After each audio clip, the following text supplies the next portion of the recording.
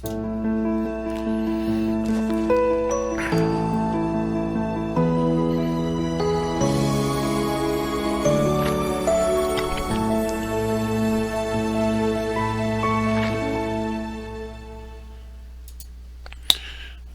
is Justin Case and Sarah Wisdom, joining Yuma County Library Happenings. Sarah is here to keep us up to light speed on our libraries. Hello, Sarah. Welcome back to American Newscape. Thank you, and Happy New Year. Happy New Year to you. So, Sarah, what's happening at the libraries? Well, not only is it a Happy New Year, it's a very special year for the Yuma County Library District. Our Heritage Library, which was an original Carnegie Library, turned 100 years old this year. It opened on February 24th, 1921. So we are celebrating 100 years of public library service all throughout 2021. And one of the first ways that we're doing this is we are offering a very special Centennial library card. So if you would like to get one of these limited edition cards, you can either request it when you're signing up for a new library card, or if you already have a card and you'd like to swap it out for the new card, it's $2. They're available while supplies last, and they are at all Yuma County libraries.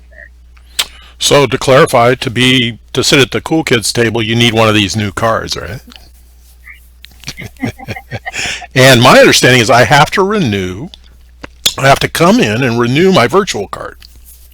That's right. That's something that we were offering while the libraries were closed last year during COVID-19.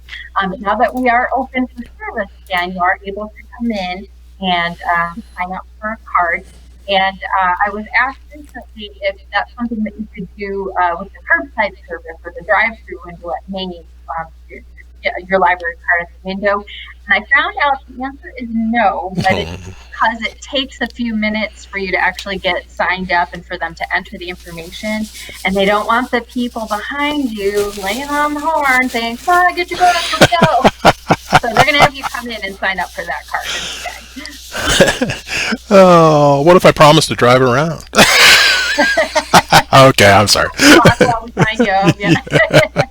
We'll get this system in place. All right. What's next?